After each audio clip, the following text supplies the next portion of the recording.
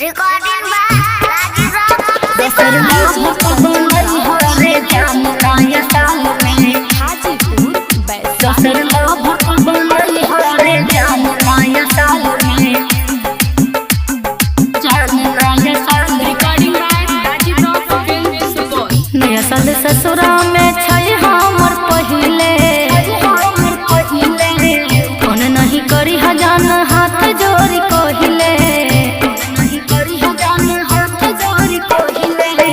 नया साल ससुरा में छै हमर पहिले फोन नहीं करी हजान हाथ जोड़ी कहिले गिफ्ट लेके आई हा ना मिल ससुराल में गिफ्ट लेके आई हा ना मिल ससुराल में दोसर लवर तू बनई हरे जान नया साल में लिह लवर तू बनाई रे जान नया साल में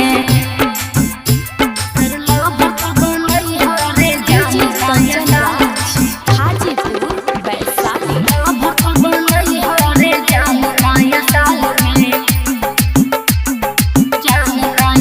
नहीं किलो भर संगे करी हो तू पार्टी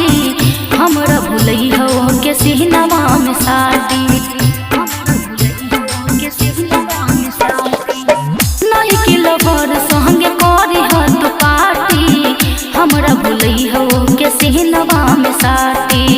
हमरा भूलई हो के सिहनवा में शादी